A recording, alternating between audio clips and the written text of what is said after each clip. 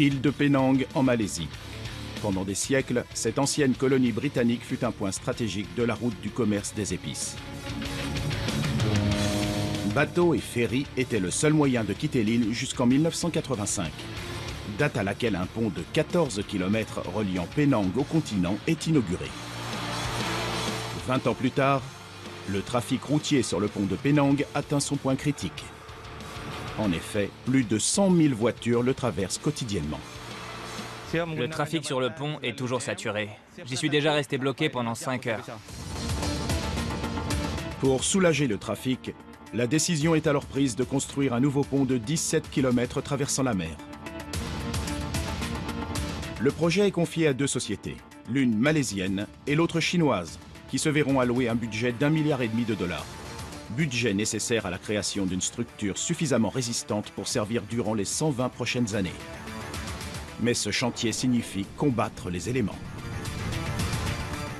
D'un coup, la grue a tremblé. Je n'avais jamais vu ça. Le sol tremblait comme ça. Mon cœur battait la chamade. J'étais effrayé. Si un tsunami nous avait frappés, je pense que personne n'aurait survécu. Des événements imprévisibles. Mon ami a crié « Quelque chose va tomber !» J'ai pilé en urgence et on a sauté de la voiture. Tout s'est effondré. S'ils parviennent à surmonter ces épreuves, ils auront construit le pont le plus long d'Asie du Sud-Est.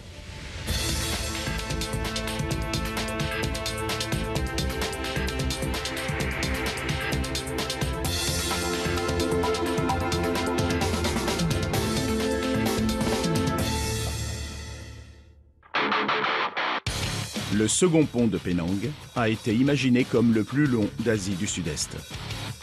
Il traversera le détroit de Penang et permettra de relier la ville de Batumang au sud de l'île à Batukawan sur le continent. Il soulagera le premier pont de Penang et apportera dans son sillage la croissance économique pour les deux villes. La partie sud de l'île de Penang a besoin d'être développée. C'est pourquoi nous avons décidé de construire un autre pont qui mènera au sud de l'île.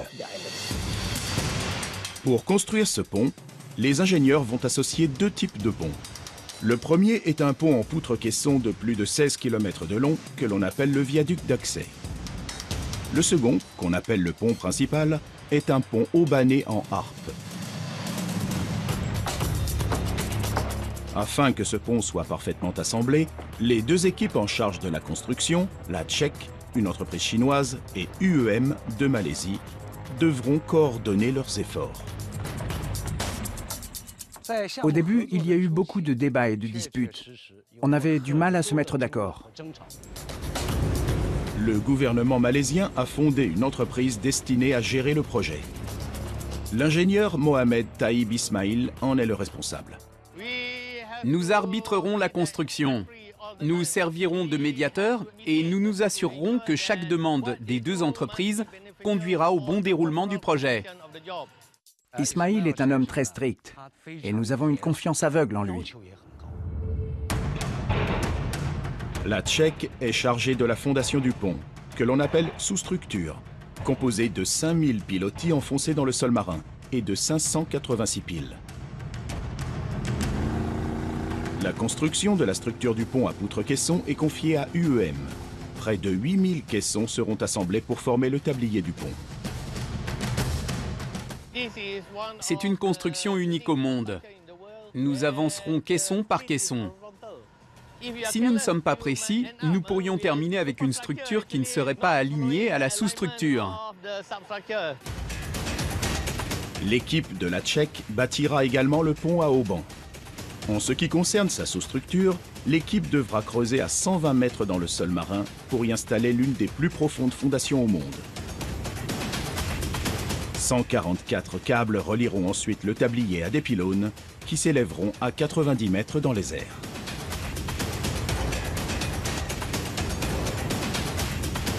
Le pont principal sera bâti dans la zone la plus profonde du détroit de Penang. Son tablier s'élèvera à 30 mètres de hauteur afin de permettre le passage des navires. Mais ces derniers représentent un grand danger, car une collision avec un bateau pourrait affaiblir la structure et les conséquences seraient désastreuses. Afin de renforcer les pylônes, Leurs semelles de fondation seront composées de barres d'armature d'acier mélangées à un béton spécialement traité pour résister aux effets corrosifs des eaux salées de la mer. Pour la construction de nos semelles, nous allons utiliser 2500 tonnes de béton en une seule fois. C'est une quantité énorme. Pour obtenir une telle quantité de béton sur les mers, l'équipe dispose de sa propre bétonnière flottante. Elle opérera sans discontinuer pendant 3 jours. Nous devons nous assurer en permanence que la bétonnière fonctionne parfaitement. Parce que parfois, les tuyaux peuvent se boucher, ou les matériaux ne pas bien se mélanger. Mais de la chaleur malaisienne résulte un problème. Les ouvriers doivent impérativement maintenir le béton en dessous de 36 degrés.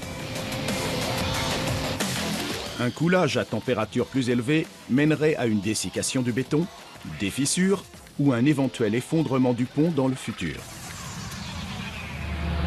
Pour combattre ces températures, de nombreux sacs de glace sont acheminés sur le site de préparation afin de refroidir la température de l'eau du mélange. Mais ces sacs de glace sont insuffisants.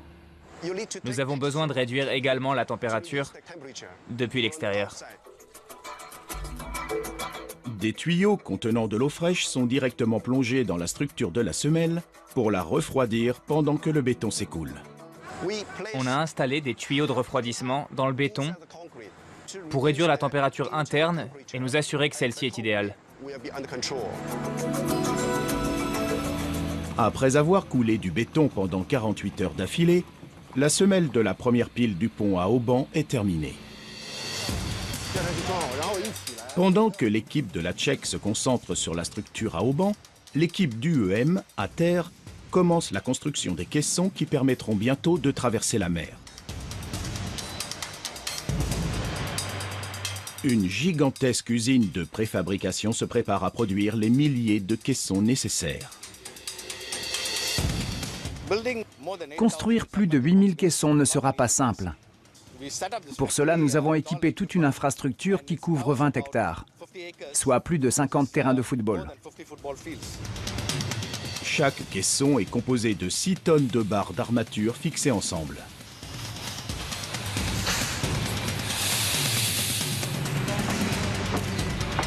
La structure d'acier est ensuite transférée vers un moule par le biais d'une grue géante.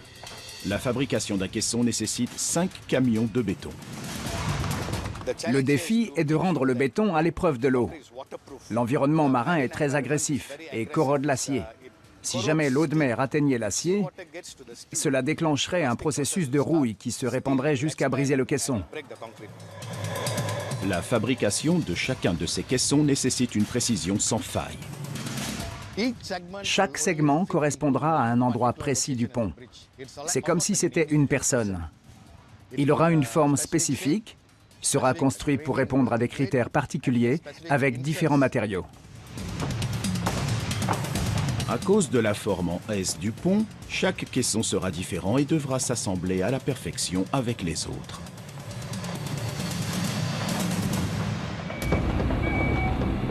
Mais l'équipe rencontre un problème. Les caissons sont fissurés en sortant des moules. De tels défauts pourraient mener au désastre. C'est vraiment un gros problème. Quand UEM nous a montré ces pièces, nous les avons quasiment toutes rejetées parce qu'elles présentaient de gros défauts de fabrication. Le chantier se voit considérablement retardé. L'équipe ne fabrique que 3 caissons utilisables par semaine, alors qu'elle devrait en fabriquer 30 fois plus. Le chantier a démarré très doucement. On ne sortait que 2 ou 3 caissons utilisables par semaine. À ce rythme, il faudra 75 ans pour fabriquer le nombre suffisant de caissons. Le temps et l'argent manquent, et une solution va devoir être rapidement trouvée, ou le second pont de Penang ne verra jamais le jour. Plus de 8000 caissons doivent être assemblés afin de créer le viaduc d'accès, la plus longue partie du pont de Penang. Mais de nombreux caissons sortent de l'usine de fabrication en présentant de sérieux défauts. Ces derniers doivent donc être détruits et le chantier prend du retard. Nous ne paierons pas pour leurs erreurs. Après analyse d'experts, Kanapati Premakantan, le responsable d'UEM, découvre que le problème est lié au mélange du béton. Nous avons consulté des experts en béton du monde entier. Ils ont examiné le problème et nous ont donné leur opinion. Ils nous ont fait part de leurs calculs et des modifications à effectuer. Je pense que nos problèmes sont sur le point d'être résolus. L'équipe de construction des caissons a rencontré un autre problème. En effet, certains ouvriers n'ont aucune expérience en la matière. On a 600 ouvriers pour lesquels c'est la première expérience sur un chantier de ce genre. On a dû leur enseigner les bases très rapidement. Premakantan reste malgré tout confiant. On a démarré il y a 5 mois et on a résolu tous les problèmes. Il ne nous reste plus qu'à construire le pont. De 2 à 3 segments par semaine, l'équipe est passée à 16 par jour. Les caissons défectueux n'ont pas été le seul problème lors de la construction du pont de Penang. Des doutes sont survenus quant à sa capacité à supporter un séisme.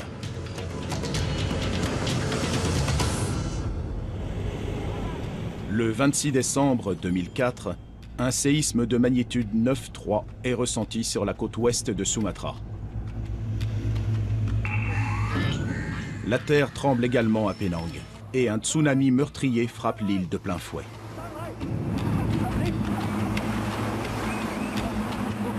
La Malaisie ne fait pas partie des zones à risque. Pourtant, le nombre de séismes recensés progresse. En fait, nous sommes plutôt proches d'une zone sismique très active. Nous devons donc rester prudents et prendre toutes les précautions nécessaires à la protection de telles structures. Ismail décide de faire du second pont de Penang le pont le plus résistant au séisme du monde. Pour cela, il fait appel au service de Malek Kamaruddin, un expert en protection antisismique de structures géantes. Les pilotis qu'ils ont déjà conçus et installés ne supporteront pas un tremblement de terre. Il ne leur reste donc que 2 options. L'une est le renforcement de leurs pilotis, ce qui leur coûtera de l'argent et allongera la durée du chantier. Et l'autre, c'est d'utiliser des appuis en caoutchouc à haut coefficient d'amortissement qui ne protégeront pas seulement les piles, mais aussi la structure, et en priorité le tablier. Kamaruddin nous explique comment fonctionne le mécanisme.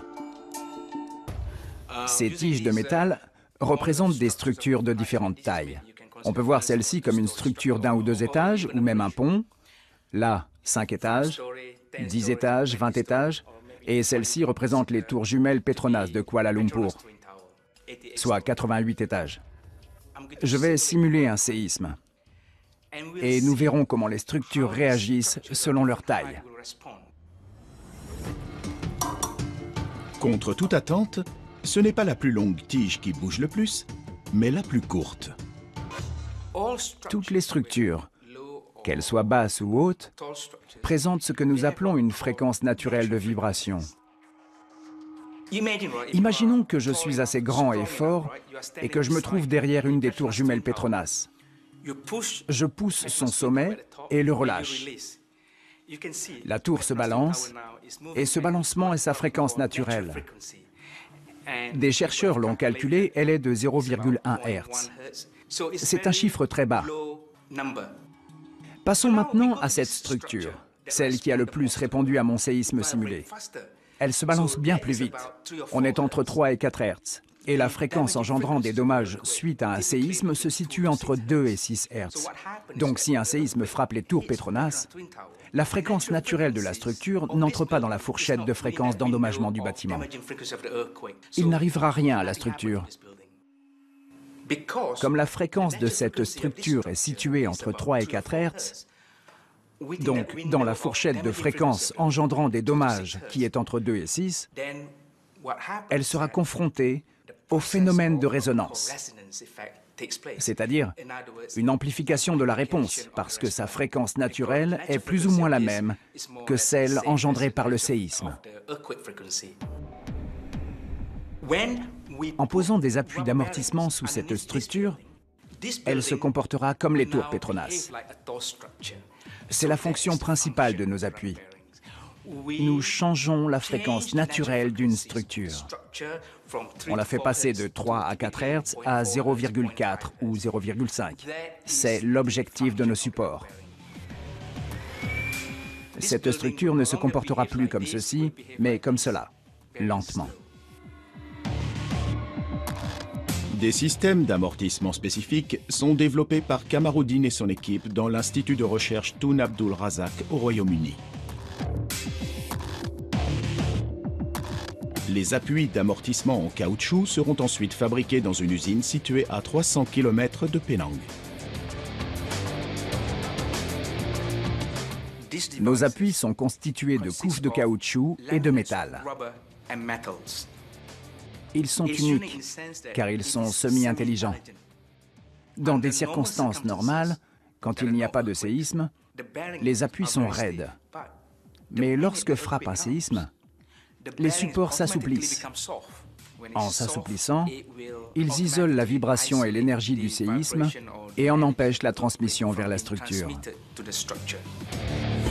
Les 1300 appuis d'amortissement protégeant la structure d'éventuels séismes sont installés. Et la pose des caissons qui formeront la route peut enfin commencer. Les caissons de 100 tonnes sont chargés dans des barges capables d'en supporter 700. Mais il y a un problème. L'eau fait moins d'1 mètre de profondeur à certains endroits. Les barges ne peuvent y circuler et cela peut entraîner l'arrêt du chantier. Ismail et son équipe ne peuvent se le permettre. Les caissons sont entreposés à l'usine de fabrication, mais il est impossible de les mener aux piles. L'eau est trop peu profonde pour la circulation des barges. La seule solution est le dragage de la mer. L'équipe chinoise de la Tchèque utilise des dragues à pelle pour créer un canal de 200 mètres de large. Juste assez pour que les deux barges puissent circuler, mais c'est étroit. On a rencontré un nouveau problème pour l'acheminement des caissons sur l'eau. La Tchèque a déjà assuré la construction de la structure d'un côté, mais à certains endroits, les bateaux ne peuvent pas circuler. L'idée est donc de créer un canal permettant la circulation des barges et des remorqueurs. Un seul dragage ne sera pas suffisant. L'immense pelle opérera pendant l'intégralité du processus de construction. Normalement, on creuse une fois et ça suffit. Mais malheureusement, notre canal artificiel s'envase rapidement. On doit donc draguer en permanence. Pour que les barges puissent circuler, près de 12 millions de mètres cubes de boue et de vase, soit l'équivalent de 4800 piscines olympiques, sont déplacés et reversés dans l'océan, à plus de 20 km du chantier.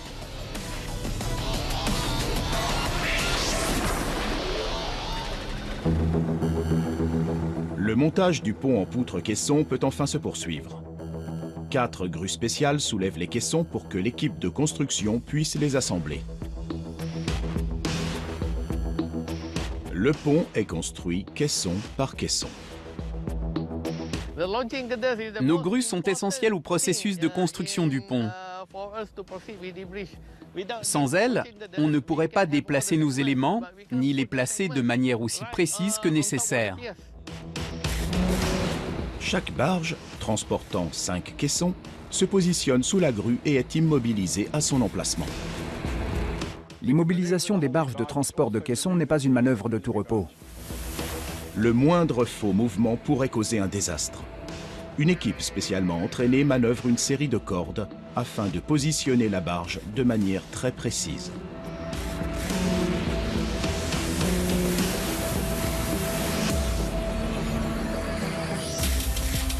Un treuil relié à la grue peut ensuite soulever le bloc de 100 tonnes. La grue en soulèvera 14 autres dans la journée pour relier les deux piles. Les segments sont assemblés grâce à une matière adhésive à prise ultra forte et à des câbles d'acier extensibles qui seront mis à rude épreuve.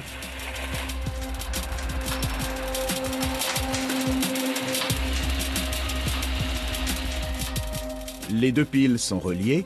La grue va maintenant répéter inlassablement sa mission.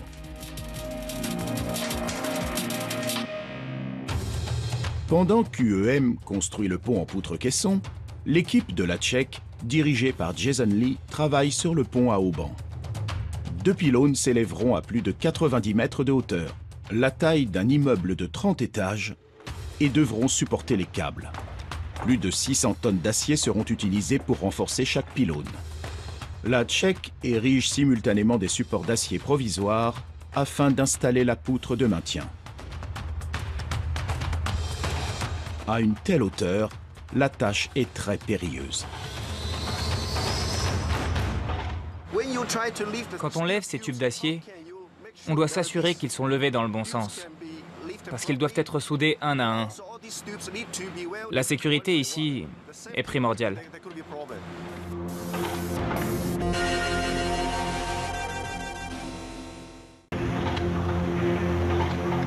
Cette poutre massive servira de maintien entre les 2 pylônes et constituera le point de départ du tablier. Le tablier est progressivement bâti, un segment à la fois. Et à chaque élément posé, un câble lui est fixé. Plusieurs câbles d'acier sont contenus dans ces longs tubes de plastique. Ils partent d'une extrémité du tablier pour passer par une ouverture au sommet du pylône porteur et sont ensuite fixés au tablier à l'autre extrémité de la structure. Chaque câble est individuellement soumis à une pression maximale. Une fois installés, les 144 câbles seront soumis à une pression de 210 000 tonnes. Une pression suffisante pour maintenir 200 jumbo jets à puissance maximale au sol. Le pont haubané devra pouvoir résister à la météo capricieuse de Malaisie. Les éléments s'y déchaînent souvent et sont impitoyables. C'est à ce moment que ces longs tubes spiralés interviennent. Leur tâche est de protéger les câbles intérieurs de la corrosion, des assauts pluvieux et du vent, tous les éléments susceptibles d'affaiblir la structure.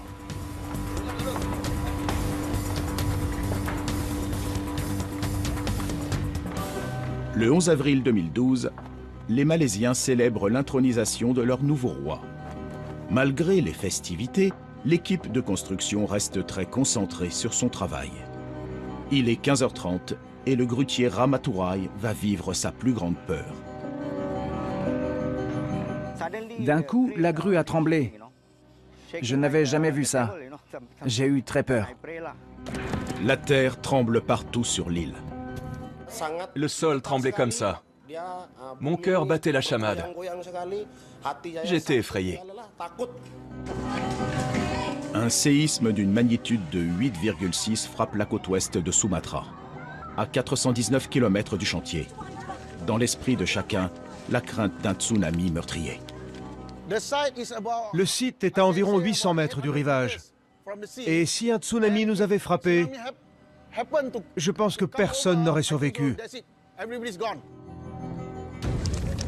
Avril 2012. Un séisme d'une magnitude de 8,6 frappe la côte ouest de Sumatra, à proximité du lieu où le séisme de 2004 avait frappé. Ce dernier avait secoué toute l'Asie du Sud-Est et un tsunami dévastateur avait ensuite frappé Penang.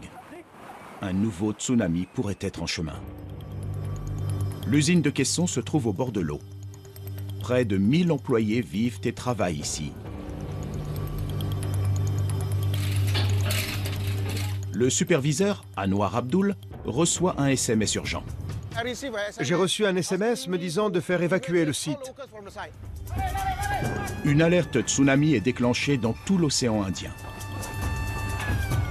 Des vagues dévastatrices pourraient frapper Penang dans quelques heures. L'usine est très proche du rivage. C'était très risqué. En cas de tsunami, le niveau de l'eau peut monter très haut. Je craignais pour la vie de mes ouvriers. L'évacuation d'une structure aussi gigantesque n'est pas chose aisée.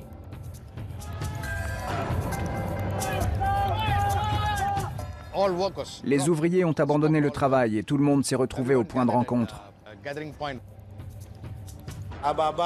Nos chefs nous ont dit de courir nous mettre à l'abri, le plus vite possible. Mais il n'y a nulle part où courir.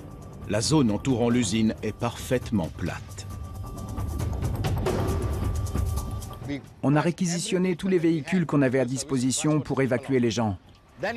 Mais regardez autour de l'usine. Vous voyez que c'est tout plat. Donc on ne savait pas où les conduire.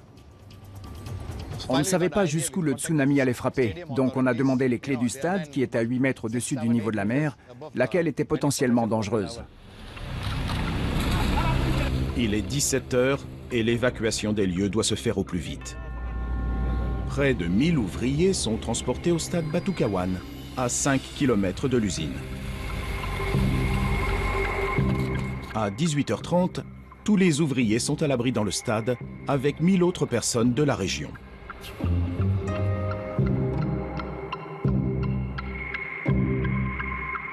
On y est resté environ 4 ou 5 heures. L'angoisse règne dans le stade. À 22 h, les autorités lèvent enfin l'alerte tsunami. Mais la secousse sismique a pu endommager les structures du pont. Une pile, dont le béton a été coulé 2 heures avant le séisme, inquiète particulièrement les ouvriers. Le chef de chantier, Mossa Youssof, l'examine. On a une belle fissure juste ici. Sur tous les ponts du monde se trouvent des fissures. Mais si elles sont trop profondes ou trop larges, la structure s'en trouve affaiblie. Youssof tente de déterminer si la pile doit être entièrement reconstruite ou non. Un échantillon de l'intérieur de la pile est prélevé. On doit déterminer si la fissure est grave. Youssof passe l'échantillon au microscope pour évaluer la largeur et la profondeur de la fissure. Les dégâts sont sévères. On va devoir réparer ces fissures. La solution: des injections de béton dans les fissures pour les consolider. Mais cette pile n'est pas la seule à devoir être inspectée. Ismail a donc appelé des renforts pour que rien ne soit laissé au hasard. Une équipe d'ingénieurs indépendants, dirigée par Matt Carter, s'assure que chaque centimètre du pont répond aux critères et normes de sécurité en vigueur. Nous venons ici tous les 2 mois passer quelques jours pour inspecter le site avec les clients et les chefs de chantier. Nous vérifions la qualité de la construction et si elle répond bien au plan d'origine. Carter était déjà présent lors de la phase de production de caissons défectueux. Il est important de comprendre qu'un tel pont est unique. C'est un projet pharaonique et il se produit toujours quelque chose. Il pourrait y avoir des problèmes de qualité, donc on a un système de contrôle qualité qui nous permet d'identifier les problèmes. Les équipes doivent tenir compte de nos remarques et s'améliorer pour la suite du projet. Le 20 décembre 2012, c'est le grand jour. L'équipe de Premakantan coule le dernier des 8092 caissons de la construction.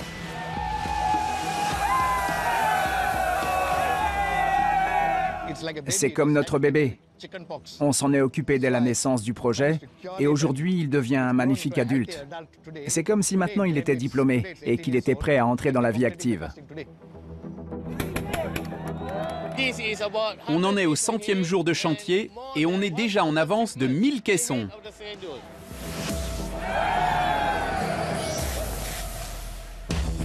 Mais ce travail sera vain si les tabliers du pont Aubané ne s'encastrent pas parfaitement. Les 2 tabliers ont avancé mètre par mètre sur le détroit de Penang, jour après jour, pendant 9 mois. Une fois le dernier câble attaché, 3 mètres sépareront les 2 extrémités. En avril 2013, le second pont de Penang arrive à un stade critique. Les 2 tabliers se connecteront-ils à la perfection ? La structure de notre pont à haubans est très flexible. Donc je pense qu'on pourra connecter les 2 extrémités facilement. Des techniciens contrôlent scrupuleusement l'avancée et vérifient qu'elle correspond aux plans initiaux. Tout est basé sur les plans. Notre tâche est de les suivre à la lettre. Si on en dévie, les 2 extrémités ne se rejoindront pas à la fin. Malgré les efforts déployés, il y a un problème. Un écart de 30 mm entre les 2 tabliers. Les ingénieurs ont une surprenante solution. L'eau. Des tonnes d'eau. On remplit un bassin de 100 tonnes d'eau sur le tablier le plus bas, pendant que sur le tablier le plus haut, un autre bassin est rempli de 150 tonnes. Ils utilisent l'eau comme contrepoids. Une fois qu'ils auront versé l'eau de ce côté, on pourra corriger le défaut. La manœuvre est extrêmement complexe. Les ouvriers devront utiliser une pince géante pour forcer la jonction entre les deux segments du pont. Les ingénieurs attendent maintenant la fraîcheur nocturne pour couler le béton. Une prière spéciale est effectuée sur le pont pour célébrer la fin des travaux. C'est la coulée finale de notre pont. C'est important parce que nous avons finalement accompli la connexion structurelle entre Batu Kawan et Batu Mang de l'autre côté. Pendant que le ciment est coulé, des tonnes d'eau sont relâchées depuis le pont.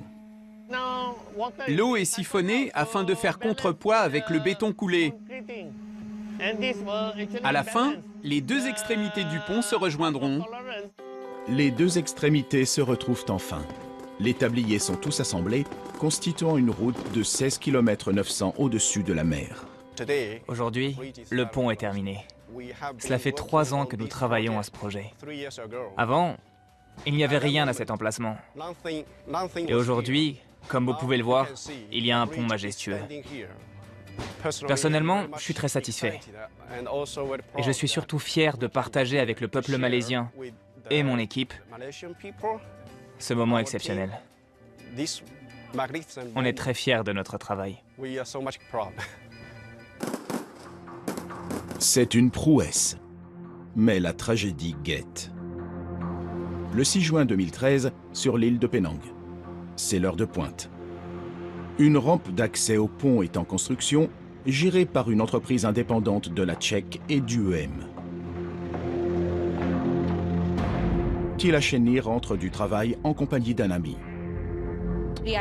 On discutait, on rigolait et d'un coup, une énorme pièce de métal est tombée sur mon pare-brise et il a éclaté.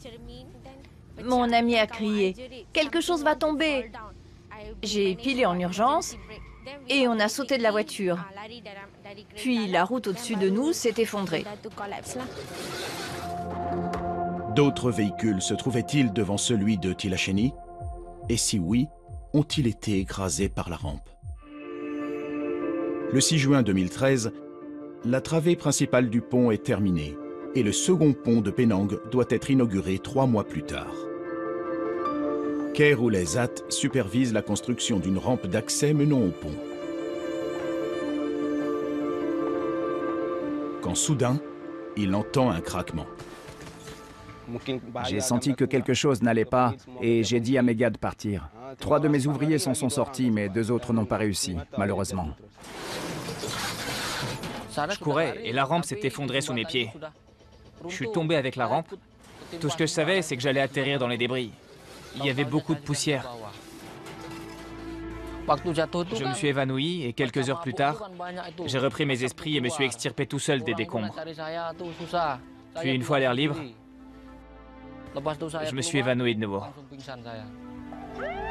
Les secours sont immédiatement appelés sur le site. Une section de 30 mètres de la rampe est tombée de 18 mètres de hauteur sur une route à double voie.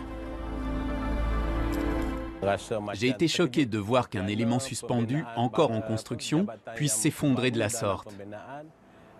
Les secours, en arrivant sur place, ont mesuré l'ampleur des dégâts et se sont immédiatement mis au travail. Le problème, c'est que l'accident s'est produit en pleine heure de pointe, à l'heure où les gens reviennent du travail, et c'est ce qui me préoccupait le plus parce que cette route est très fréquentée. Après l'effondrement, j'avais très peur que de nombreuses personnes soient restées prisonnières sous les décombres. Les dégâts sont considérables. Et il est impossible de vérifier si des personnes sont enfouies sous les décombres.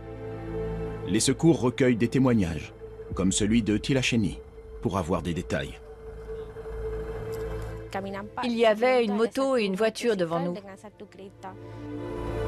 Nul ne sait si des personnes se trouvent sous les décombres. Des décombres qui pèsent plus de 300 tonnes. soit le poids de 3 Boeing 737. La grue géante ne parvient pas à tout déblayer. À minuit 40, les secours découvrent une voiture sous les décombres. On pensait aux personnes dans la voiture. Si elles étaient mortes, blessées, toujours en vie. On est intervenu aussi vite que possible, mais les conditions n'aidaient pas vraiment. En tout cas, dans l'espoir que la personne dans cette voiture soit vivante, nous avons fait tout notre possible pour la sauver. Les équipes de secours s'organisent.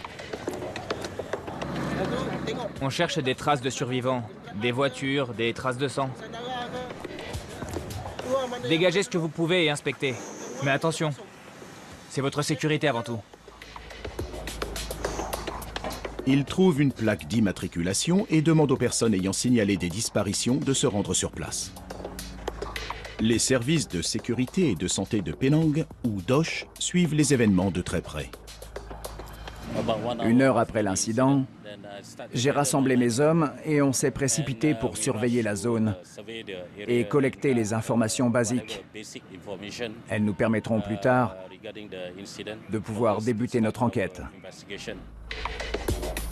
L'effondrement de la rampe inquiète les autorités et le DOSH ordonne l'arrêt immédiat des travaux. L'enquête sur les causes de l'incident devrait prendre du temps. Au cours de notre enquête, nous nous concentrerons sur le problème de la structure, sur la manière dont elle a été installée et comment elle a été fixée. Le moindre élément sera examiné. Après enquête, si nous découvrons la preuve que les normes de sécurité n'ont pas été scrupuleusement respectées, nous intenterons un procès. Bien qu'ayant travaillé jour et nuit sans interruption, les secouristes ne parviennent pas à s'approcher du véhicule écrasé. Une excavatrice est apportée sur le site afin de déplacer les décombres. L'Aldin Zainal Abidine arrive inquiet sur les lieux de l'accident. Son frère n'est pas rentré la nuit précédente et la plaque d'immatriculation retrouvée est celle de sa voiture. Il attend angoissé.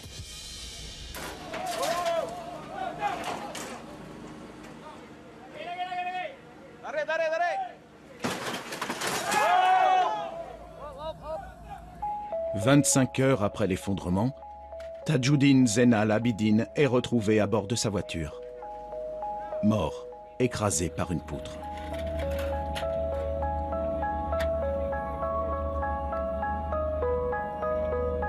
Son frère ne peut contenir sa peine.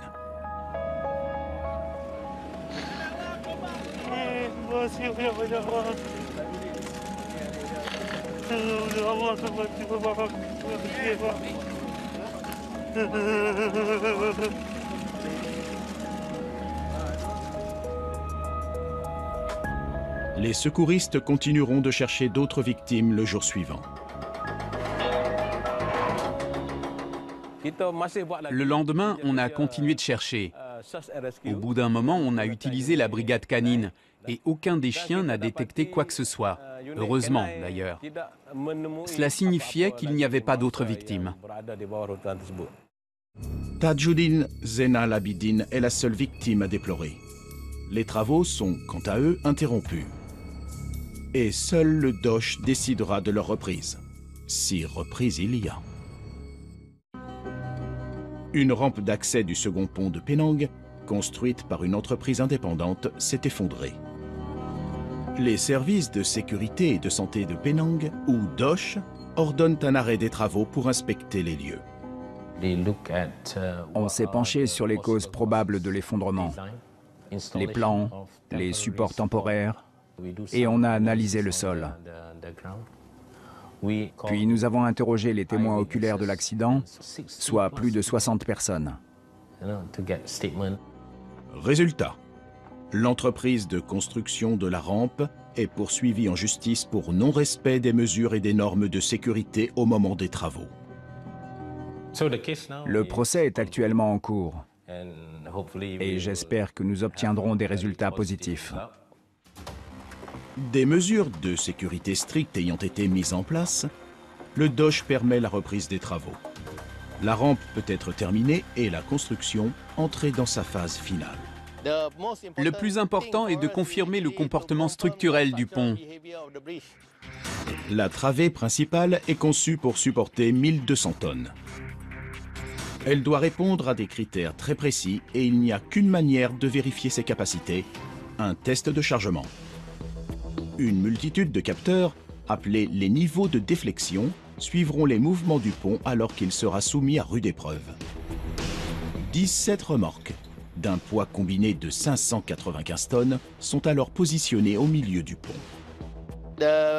Les études ont montré que la déflexion maximale n'est que de 25 mm, alors que nos consultants avaient tablé sur 31. Notre pont est donc encore plus robuste que nous l'avions prévu. Début décembre 2013, la rampe est fondrée et reconstruite. Afin d'éviter un nouvel accident, Ismail insiste pour que des tests de chargement y soient effectués, mais aussi pour prouver au public que la structure est sûre. Nous avons chargé 360 tonnes, soit 15 camions de 24 tonnes. Le véhicule d'un particulier pèse environ 1,5 tonne. Donc nous avons concentré beaucoup de poids sur cette rampe. Et la structure a réagi comme prévu. Les chiffres de déflexion sont moins élevés que ceux que nous pensions. Nous sommes donc satisfaits du résultat. Il n'y a rien à redire. C'est de la belle ouvrage. Le 1er mars 2014, le second pont de Penang est achevé et s'apprête à recevoir ses premiers usagers. Les gouvernements chinois et malaisiens voient ce pont comme une collaboration entre les deux pays. C'est un moment historique pour nos deux nations. Les équipes de la Tchèque sont très fières d'avoir pris part à ce projet. C'était une grande opportunité pour nous. Les mots me manquent. Nous sommes très satisfaits et fiers de ce que nous avons accompli. Les Malaisiens se ruent sur les routes pour essayer leur nouveau pont. Ils sont des milliers à attendre pour être les premiers à l'emprunter.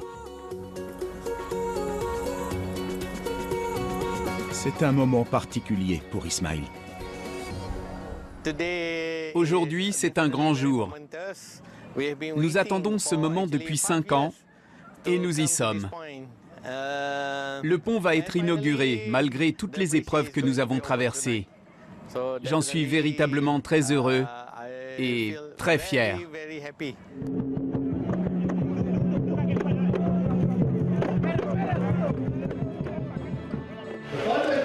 Nous allons aujourd'hui inaugurer un projet qui symbolisera la fierté malaisienne et celle des habitants de Penang.